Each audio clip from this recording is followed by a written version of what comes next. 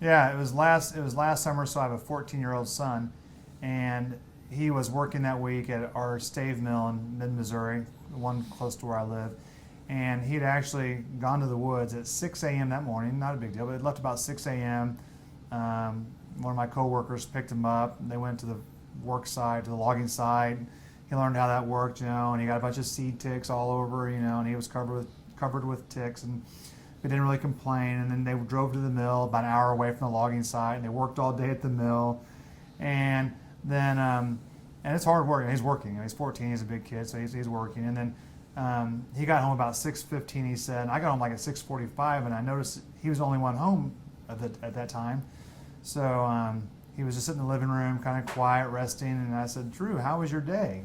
And I thought he would come back to me saying, oh, Dad, I worked 12 hours today, and all my friends are playing baseball or at the swimming pool or doing this. He started talking about work, and we went out to have dinner, sat at dinner table for 2 more hours. He talked about work and his day, and then we went home.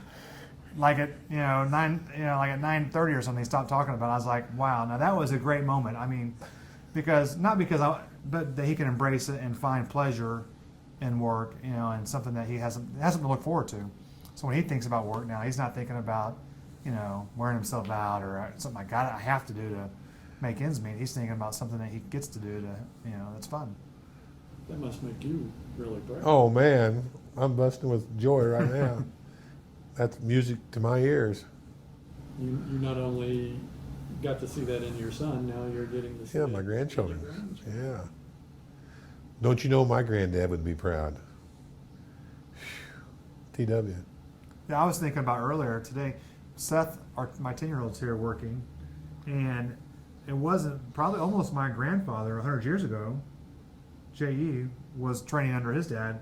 He's working. Wow. Almost 100 years ago. 100 years ago. You're Because he was right. born in- You're right. It's 100 years. Yeah. So I think it's great that I have Seth here today working the Cooperage, training, learning. But about 100 years ago, my grandfather was working with his father, at that time at the mill, training and working, learning the business. Family tradition, 100 years. Yeah. That's cool. Super cool. Yeah. Super cool.